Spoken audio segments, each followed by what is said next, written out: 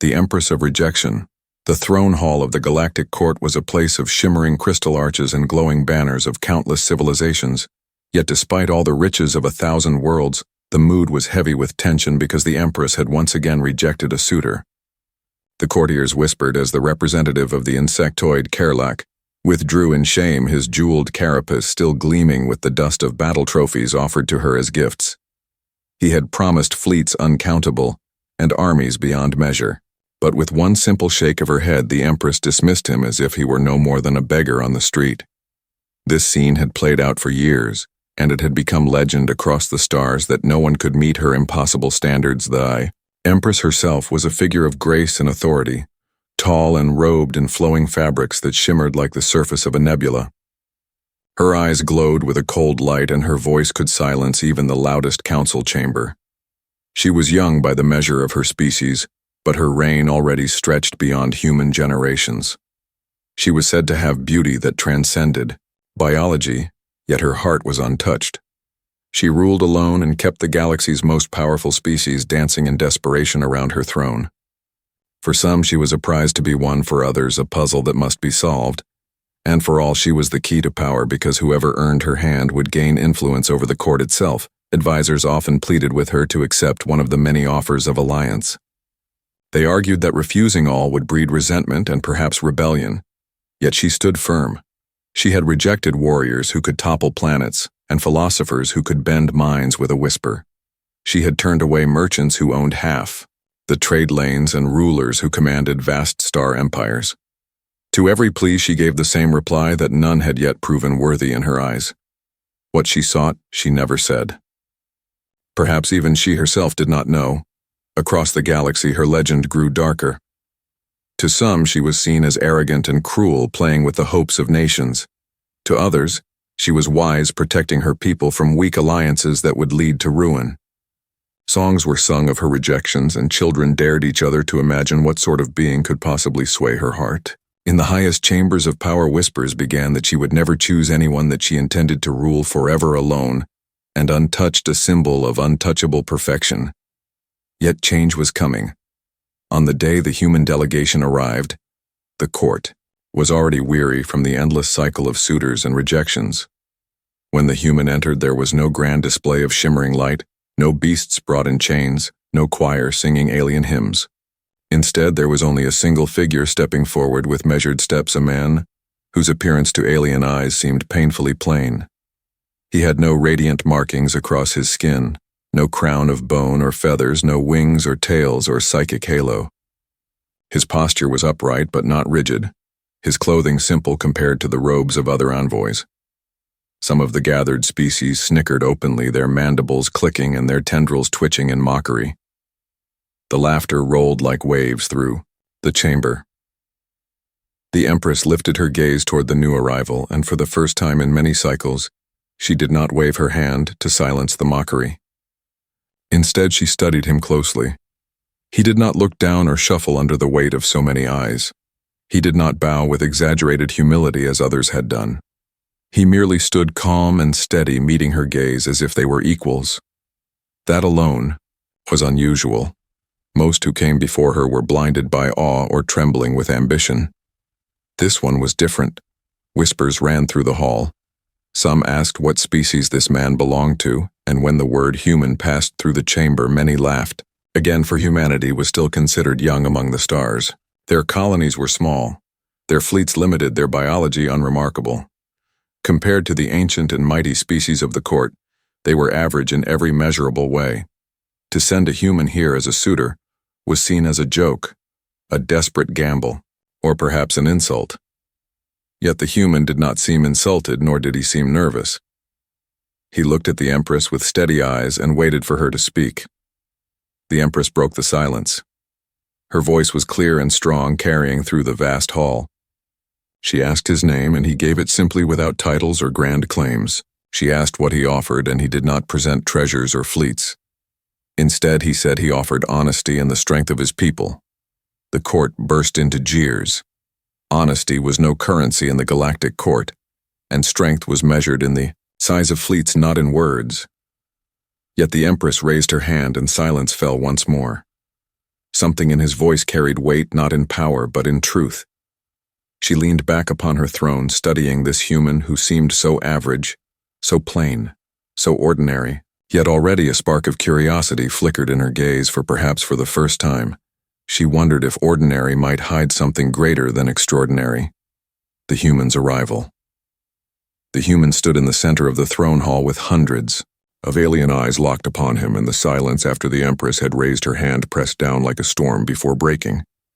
Many among the gathered nobles leaned forward, eager to see this strange little creature falter under the pressure, but to their surprise he did not waver. He looked around the hall calmly, taking in the faces of species far older and larger than his own, and then he turned back to the Empress as though she alone mattered in that moment. His manner was not arrogant nor submissive, but something unfamiliar to the court, something steady and self-possessed. When he spoke again, his words were plain and direct. He introduced himself as a representative of humanity, but not as a prince, or warlord, or chosen champion. He said he came because his people believed in standing before others as equals even when they were outnumbered or outmatched. His voice carried no tremor, and yet it carried across the chamber as though it had been meant to be heard. To many species present, this was baffling. For ages, suitors had used flattery and extravagant gifts to win the Empress's ear, yet here was a man with no titles and no treasures who spoke as if truth was enough. The reaction was immediate. A hulking reptilian envoy let out a hissing laugh, mocking the human's simplicity and calling him unfit to stand before the Empress.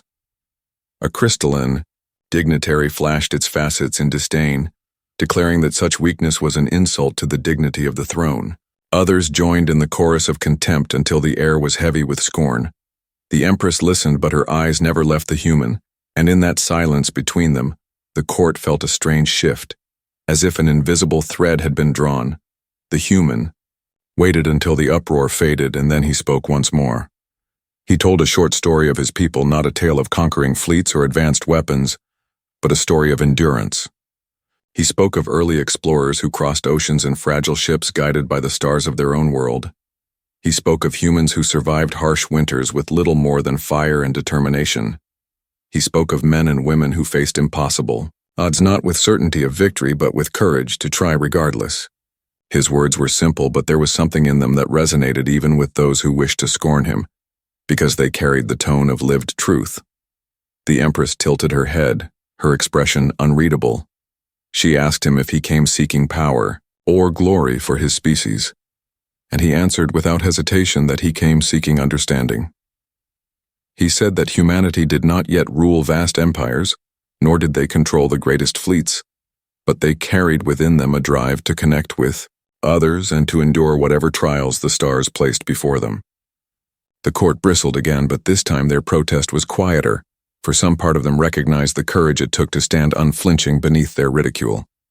Others dismissed him as a fool, yet they could not deny he was a fool who did not break. The Empress rose from her throne, and her robes shimmered like liquid silver in the light of the hall. She descended the steps one by one, and every eye followed her. When she stopped before the human, the difference in their presence was striking. She was tall, radiant with power and ancient lineage, while he was smaller, plainer, with the face of someone who might vanish in any crowd. Yet when their eyes met, it was the Empress who lingered longer, as if searching for something that could not be seen on the surface. She asked him what gave him the courage to stand unafraid in a hall filled with powers far greater than his own. The human answered that courage was not the absence of fear, but the choice to stand even when fear was present. He said he felt the weight of every gaze and the risk of humiliation, but he also felt the responsibility of representing his people, and he would not betray that by bowing or groveling. The answer was not rehearsed or clever, yet it struck the chamber with unexpected force. For the first time in many cycles, the Empress felt a stir of curiosity deeper than mere amusement. The nobles watched in disbelief. Some whispered that the Empress would reject him as she had rejected all others. Others whispered that perhaps she would not, because she had never descended from her throne to stand before a suitor like this. The air seemed charged with expectation.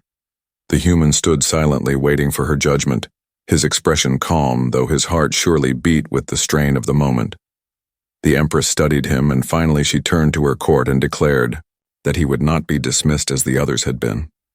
She declared that he would be tested. The announcement rippled through the chamber like thunder.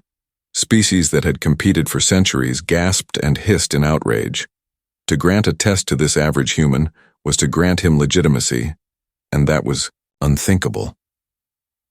Yet no one dared defy her command. The Empress returned to her throne, her eyes still fixed on the man as though daring him to falter. The human inclined his head not in submission but in acknowledgement, as if to say he understood the challenge. And so the stage was set not for a grand warrior or a mighty empire, but for a man most considered unremarkable to prove what humanity truly was. The test of strength. The day of the first trial dawned beneath the endless glass dome of the courts, proving grounds where countless species had demonstrated their worth in ages past, and where just as many had been broken and cast aside.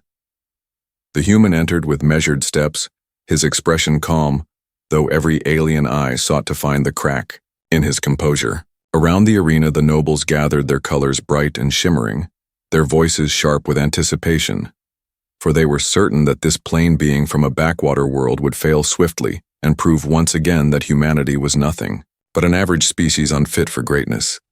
The Empress sat high upon her throne, her gaze never wavering from the human and her silence louder than the jeers that echoed through the chamber.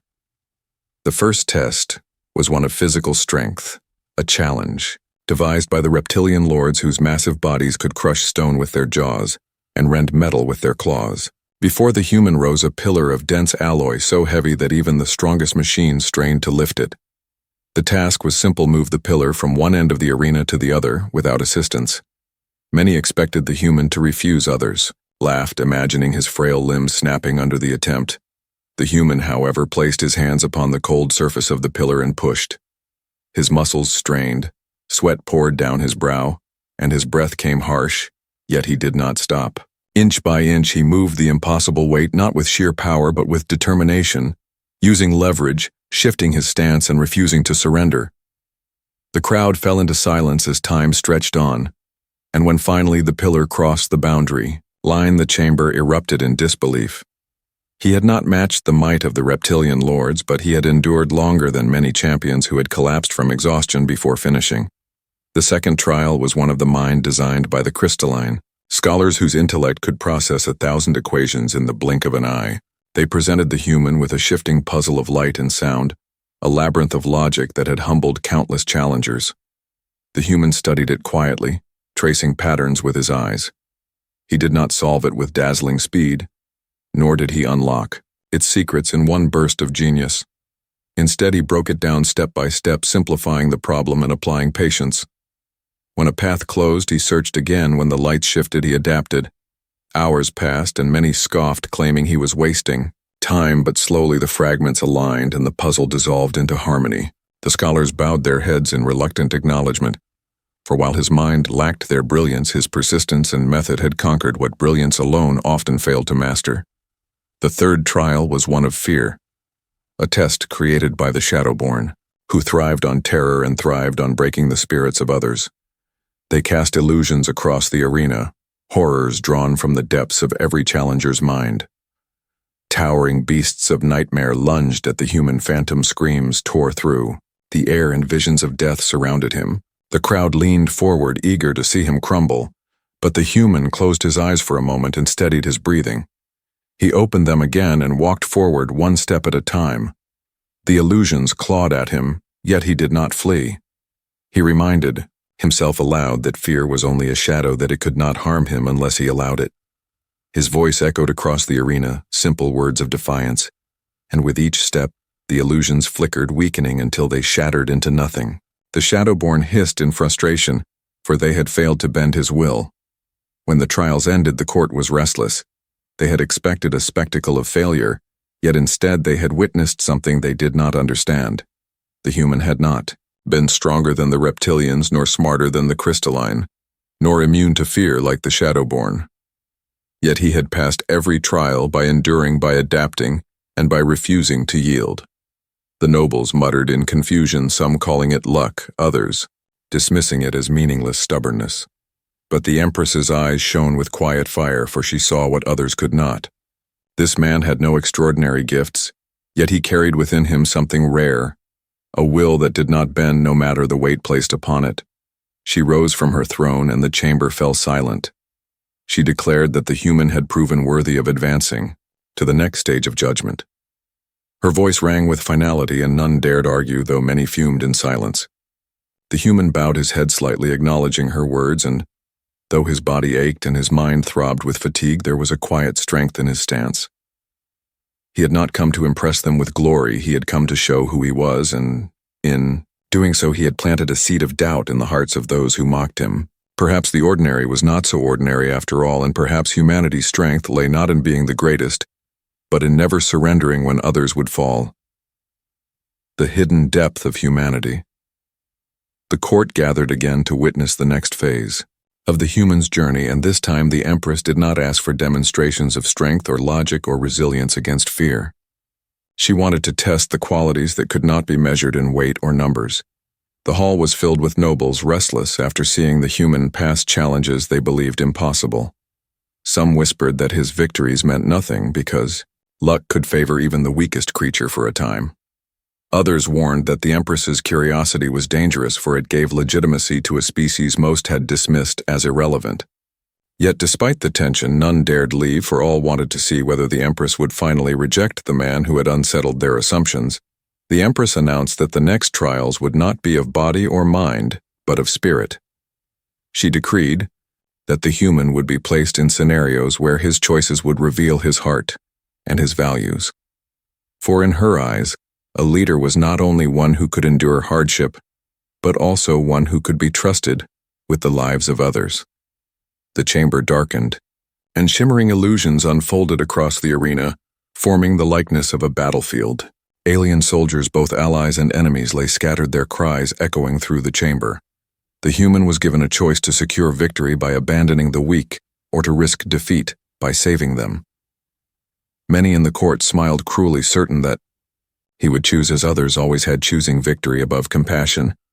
Yet the human walked among the fallen, lifting those he could and refusing to leave them behind. He slowed his advance by carrying the wounded, he exposed himself to danger by shielding those who could not stand. And though the illusionary enemies closed in, he fought not for triumph, but for the chance to keep his companions alive. The nobles muttered in disbelief, for they had seen countless suitors fail this test, each choosing ambition over mercy.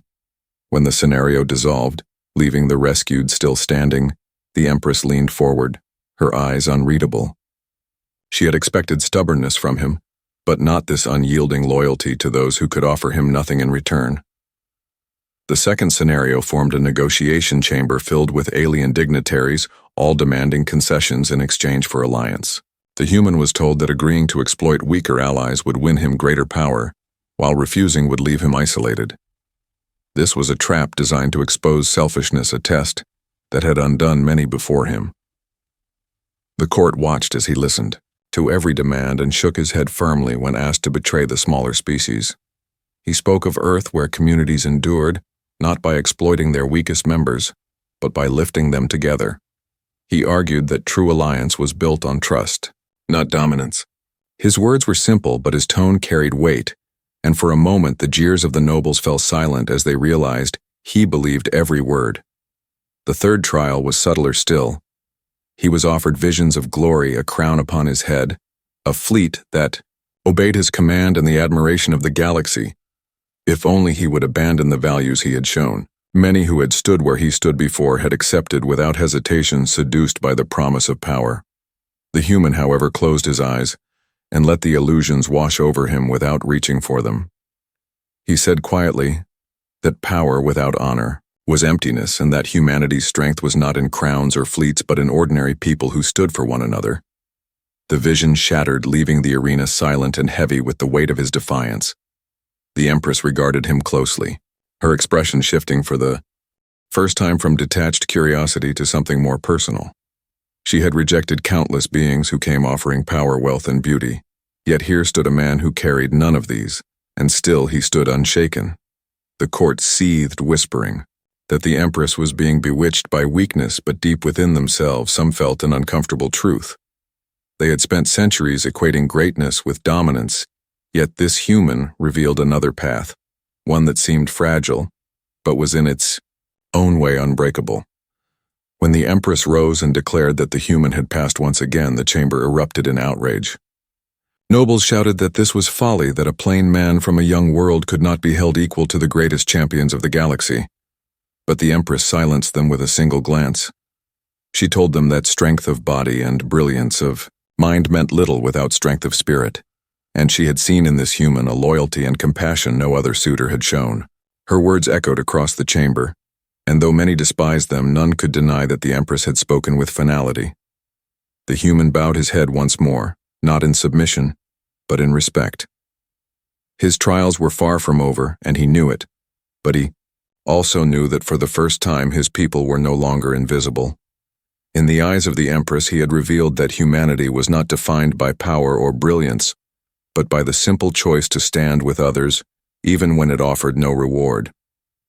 That choice unsettled the galaxy more than any fleet could, and though the court could not yet accept it, the Empress felt something awaken within her, a thought she had never dared entertain, that perhaps the one she had sought all along would not come cloaked in splendor but would arrive plain and ordinary, carrying truths others had long forgotten. The enemy's challenge. The news of the human's survival and success in the trials spread beyond the walls of the court until it reached the ears of the rival empire that had long despised the Empress and hungered for her throne. This empire was known for its cruelty and ambition, and its ruler saw in the Empress's continued rejection of powerful suitors a chance to humiliate her. Word arrived that their champion, a warrior bred from generations of conquest, had demanded that the Empress accept his claim or else face open war. The challenge was public and unavoidable, for to refuse it would be seen as weakness, and to accept it meant risking the dignity of the court. The nobles trembled at the thought, for the rival champion was feared even among his own people, his name whispered as a force of destruction. The court assembled in the great hall once more, the air heavy with unease. The Empress sat upon her throne, calm and radiant. Yet beneath her composure her mind turned sharply, for she knew the challenge was more than personal. It was a trap meant to corner her, and to make the galaxy doubt her strength. If she accepted the champion, she risked becoming bound to a tyrant. If she refused, she risked war. She looked out across the chamber at the suitors who had failed her, and at the nobles who whispered in panic. None dared to step forward. Even those who had boasted of their strength fell silent under the shadow of the rival empire's threat. It was then that the human rose to his feet. He had no crown, no armor, no genetic engineering to enhance his body, yet he stood with a steadiness that silenced the chamber. He declared that he would face the rival champion on behalf of the Empress. The words stunned the court into disbelief. Laughter erupted from many corners, sharp and mocking. They called him a fool who would be crushed in a heartbeat. Some begged the Empress to dismiss his offer to save herself the shame of watching a plain man die before the galaxy's eyes. But the Empress did not speak immediately. She studied him long and silent, seeing in his gaze not arrogance, but conviction. He knew the cost, and still he volunteered. The rival empire's envoys mocked, openly. They described the champion they had brought a creature taller than 3 men with armored skin and weapons fused into his very body. He had crushed armies and burned cities. He had never known defeat. To face him was suicide. Yet the human did not falter. He spoke only that a test of worth was not measured in the size of the foe, but in the resolve of the one who accepted the challenge. His words rang strange to many who had long accepted that only the strongest survive, but in that moment the court felt the faint echo of something rare. He was not seeking victory for glory or for himself. He was offering to stand where no one else dared stand. The Empress finally rose, and with her voice steady, she declared that the human would be allowed to face the rival champion. Her decision struck the chamber like thunder. Nobles gasped in outrage, demanding she reconsider, but her eyes silenced them. She spoke that true worth was proven not by appearance or heritage, but by choice, and this man had chosen to fight where others had cowered. The rival envoys sneered, yet they too recognized her authority. The duel was set, and the galaxy waited for what seemed an inevitable slaughter. That night whispers filled the court. Some said the Empress had lost her judgment, enchanted by novelty. Others said the human's bravery, though foolish, was a reminder of something they had forgotten. The human himself sat quietly preparing, not with advanced weapons or secret training, but by reflecting on the path that had brought him here. Heidi remembered his ancestors who had faced storms with fragile ships, his people who had endured winters with nothing but fire and determination. He carried no illusions of overwhelming his enemy with strength. He knew the rival champion would be faster, stronger, and more deadly. Yet he also knew that no fight was truly lost until one surrendered. That was humanity's way to endure until the last breath and to fight with every ounce of will, no matter the odds. When the dawn came, the arena was filled beyond measure. Species from across the stars gathered to witness what they believed would be the final humiliation of humanity. The rival champion entered clad in armor and glory, towering over the crowd, his voice a roar of challenge. The human entered with no adornments, only a simple weapon forged from the court's armory. His figure looked almost small against the giant, who faced him, yet his steps did not falter. The Empress watched from her throne, her heart pounding, though her face betrayed nothing. She had seen many duels, but never had she felt such a pull of uncertainty. For never before had she witnessed one who seemed so fragile stand with such unshakable resolve. The herald declared the duel begun, and the galaxy held its breath as the ordinary human faced the might of a living weapon. No one believed he could win yet. All were drawn to the moment, for within that arena the very idea of what it meant to be worthy was about to be tested, and the outcome would shake the stars. The Tao, Battle of the Ordinary Man. The arena fell into silence as the rival champion stepped forward, his armored frame glinting under the lights of the dome. He towered above the human, his every movement exuding the confidence of a creature bred for war. His claws clicked against the stone floor, and his voice boomed as he promised to crush this weakling in front of the galaxy. The court erupted with shouts, some cheering for blood, others whispering in disbelief that the Empress had allowed such a farce to occur. Yet through the noise the human stood still, his weapon a simple blade held steady in his hand, his eyes locked not on the crowd but on his opponent. The champion struck first, moving with speed that belied his size, his claws slicing through the air with deadly precision. The human barely avoided the blow, his body diving to the side as the ground cracked where he had stood. The crowd gasped, certain that the next strike would end it, but the human rose again, his movements clumsy compared to the fluid power of his enemy, yet marked by a strange rhythm of survival. He did not try to match strength for strength. Instead, he dodged, rolled, and ducked, every motion guided by instinct and will. The rival champion laughed at his weakness, mocking him for running from battle, but the human answered not with words, but with persistence. Again and again he rose after every blow, again and again he found a way to keep standing, even when knocked to the ground. His blade struck not at random, but at small seams in the champion's armor, testing, searching, exploiting what little weaknesses existed. Each scratch was minor, yet each one showed the watching court something startling that the human was learning with every moment, adapting where others would have fallen. Time stretched as the duel raged. The champion's fury grew with each failed attempt to crush the man who would not yield. He unleashed devastating blows, hurling the human across the arena, and each time the court cried out, certain it was over. But the human dragged himself back, to his feet, blood on his face, bruises across his body, and still his eyes held that same steady resolve. He whispered words to himself, words none could hear, but they seemed to give him strength, for he did not collapse. He pressed forward again, no matter how broken he appeared. The nobles began to fall silent, their mockery fading into uneasy murmurs. They had seen warriors with greater power fall in minutes, yet this fragile human endured beyond reason. Even those who hated him began to feel a shiver of respect, for no illusion or trick could explain his survival. The Empress sat with her hands clenched upon the arms of her throne, her heart pounding, though her face remained calm. She had watched many battles before, but never had she felt this sharp pull within her chest. Never had she feared and hoped in the same breath. At last the human found his opening. As the champion raised both claws for a final crushing blow, the human stepped not back but forward, driving his blade into a gap at the joint of the great warrior's armor. The crowd gasped as the champion roared in pain, staggering for the first time. The human seized the moment, pressing his attack with every ounce of strength left in his battered body. He did not deliver a graceful killing strike, nor did he overwhelm his enemy with power. Instead, he chipped away relentlessly, each strike fueled by stubborn will until the champion collapsed, unable to rise. The arena exploded with noise, some cheering in shock, others screaming in outrage. The rival envoys shouted protest, claiming dishonor, but the truth could not be denied. The champion lay defeated, and the human, though battered and bleeding, still stood upon his feet. His chest rose and fell with exhaustion, yet his eyes burned with quiet fire.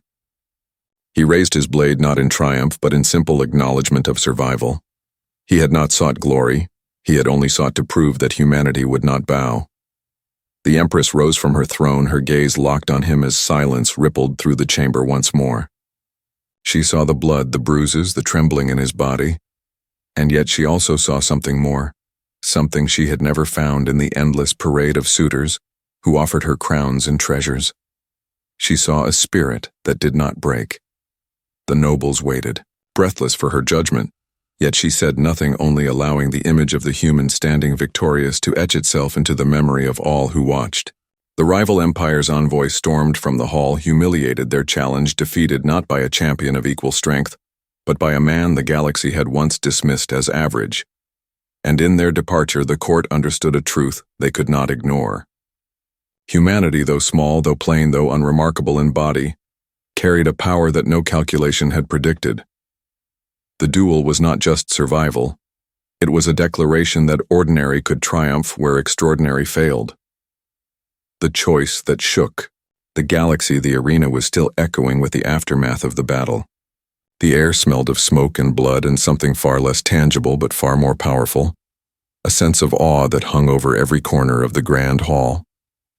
The human stood at the center of it all, his body battered, his clothes torn, and his breath heavy. Yet there was a quiet dignity in his posture that no one could deny.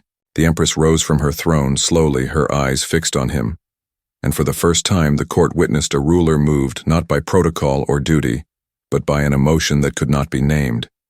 Every noble sat rigid, their whispers stilled, as if the presence of the human had pulled the sound from the air and left only tension and anticipation. She had rejected countless suitors across countless worlds, creatures of immense power, beings with reputations that spanned light years, empires, and military might, and yet none had stirred her interest or curiosity. They had bowed and promised, and displayed their strength, but all had lacked something intangible, something that could not be measured by rank or weapon or conquest. And now here he stood, a human of average appearance, ordinary in every way, except the one quality she had longed to see across the cosmos. A relentless spirit, a refusal to surrender, a quiet defiance that burned brighter than any star she had ever gazed upon. The human lowered his blade, finally allowing it to fall from his hands as he turned toward the Empress. Every inch of him bore the marks of the fight bruises, cut, bloodied armor, yet his eyes held clarity, they held honesty, and they held something no one else had managed to offer: complete authenticity. He did not bow deeply, though he acknowledged her presence. He did not speak. Yet the weight of his being seemed to fill the hall and reach her directly. She felt it in her chest, a strange heat, a recognition that had nothing to do with royalty and everything to do with essence and character. For a moment the universe seemed to hold its breath. Even the rival envoys who had stormed away could feel the tremor of this event ripple across their minds, though they dared not show it. The Empress stepped down from her throne, moving closer, with every gaze fixed upon her as though waiting to see the inevitable dismissal of the human. But the dismissal did not come instead. She stopped only a few meters away, her eyes studying him, as though reading lines written not on his face, but on the energy he carried through his mere presence. She raised her hand slowly, and for the first time her voice rang clear through the dome, commanding attention, not with authority but with genuine emotion. She spoke words no one expected, words of admiration, words of declaration, words that the human and all who witnessed would never forget. She acknowledged his courage, his resilience, his refusal to succumb to expectations, and she admitted what she had felt across millennia of observing empires and warriors, that something in him had awakened her curiosity, her interest, and her desire in ways that no other being had achieved. The court gasped as she moved even closer until she stood directly before him. For the first time she extended her hand not as a ruler to a subject, but as a being choosing another being, recognizing value where others had dismissed it. The human looked at her with a mixture of awe and caution. His entire life had never prepared him for this moment, yet he understood without words what had transpired. His survival had proven strength, his spirit had proven worthiness, and now the Empress extended an opportunity. No one had imagined a chance for connection, acknowledgement, and perhaps something beyond mere titles and conquest. The galaxy watched, in stunned silence, as the human accepted her hand with a simple nod and a quiet smile that betrayed exhaustion, but also a recognition of destiny. He did not boast, he did not claim power, he only stood beside her. And in that act, the universe understood a truth that would be whispered across generations. Humanity, though ordinary in appearance, carried a fire that no calculations could predict and no creature could suppress. The average human had achieved the impossible not through overwhelming strength or exotic power, but through the most dangerous weapon of all, unyielding will. The rival powers seethed in frustration, their champions defeated by what they considered mediocrity, yet the truth could not be denied. The Empress had made her choice, and she had chosen a human who had proven that ordinary beings could rise above all expectations. The court erupted finally in applause and cheers, not for tradition or spectacle, but for a new understanding, a revelation that humanity could not be underestimated. And so the human stood beside the Empress, his body battered, his mind racing, but his heart steady. Across the galaxy, whispers began to spread that the species long dismissed had achieved the impossible, and that the one she had overlooked among all others had shown that spirit could outmatch power, that resilience could triumph where arrogance failed, and that in the vast stretches of space, humanity was a force to be reckoned with. The Empress smiled, a rare, genuine smile, her hand resting lightly upon his, and the hall seemed to shimmer with the promise of new alliances and new respect, and perhaps even new beginnings. The humans who watched from afar would remember this moment as the turning point when the galaxy realized the power of their unassuming kind, and the human himself understood that he had not only survived, but had reshaped destiny through courage, endurance, and the quiet defiance that refused to bow, humanity's unseen triumph. The Empress stood tall, her gaze fixed on the human whose every step had rewritten the rules of the galaxy. Her advisors and generals watched in stunned silence, unable to comprehend what had just unfolded across centuries of tradition and expectation. The humans who had accompanied him were breathless, their hearts racing with pride and disbelief. Yet the human himself remained calm, as if he had always known this moment would come. His armor torn, his face marked by countless scrapes and bruises, yet his spirit shone brighter than any weapon in the room. The entire hall seemed to bend toward him, acknowledging the impossible truth that an average human had not only survived, but had triumphed where the most powerful beings had failed. The Empress extended her hand once more, not as a ruler demanding loyalty, but as a being offering recognition, admiration, and perhaps something deeper, a connection born not of politics or strategy, but of respect for courage that defied logic and expectation. The human accepted it with a steady grip, his eyes meeting hers, and in that instant, the galaxy shifted its understanding of what strength truly meant. The envoys who had gathered from countless worlds held their breath, realizing that all calculations, military might, and ancestral legacies could not measure the force of unyielding will. The human had stood against impossible odds without fear, without hesitation. And now he stood beside the Empress as a symbol of potential that had been dismissed for far too long. Whispers spread across the corridors of power that humanity could not be underestimated, that their resilience was unmatched, that their ingenuity and spirit had the power to astonish even the most ancient and knowledgeable civilizations. The Empress spoke to them not with commands, but with acknowledgement that every being in the galaxy had now to reckon with a truth. Long ignored humans were more than their size, more than their appearance, more than what others had chosen to see. They carried a spark, a fire that no conquest or intimidation could snuff out, and that spark had illuminated the hall and the hearts of all who witnessed the moment.